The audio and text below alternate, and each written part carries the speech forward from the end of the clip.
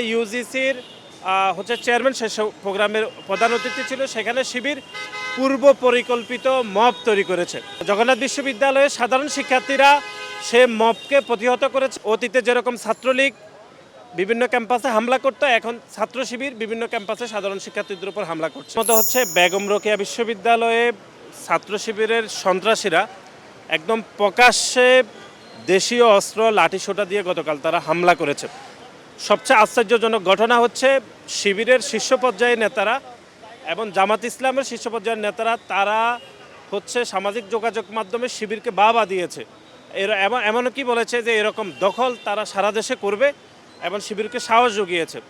এবং সেই ঘটনার রেশকে ধরে আজকে জগন্নাথ বিশ্ববিদ্যালয়ে আপনি জানেন যে সেখানে জুলাইয়ের একটি প্রোগ্রাম হচ্ছিল, যেখানে ইউজিসির চেয়ারম্যান শেষ প্রোগ্রামের প্রধান অতিথি ছিল। সেখানে শিবির পূর্ব পরিকল্পিত মব তৈরি করেছে এবং সেখানে জগন্নাথ বিশ্ববিদ্যালয়ের সাধারণ শিক্ষার্থীরা সে মবকে প্রতিহত করেছে এবং আমরা দেখেছি সেখানে একটা অনাকাঙ্ক্ষিত ঘটনা ঘটেছে।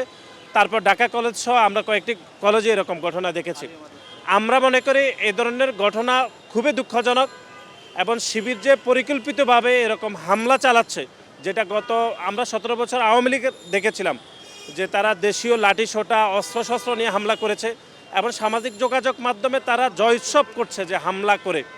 এরকম ঘটনা খুবই দুঃখজনক বলে আমরা মনে করি এবং শিবিরকে আমরা আগেও বলেছি, এখনও বলছি যে ক্যাম্পাসে সহনশীল রাজনীতি করতে হবে এবং কোনো ধরনের গুপ্ত রাজনীতি থাকা উচিত না বলে আমরা মনে করি।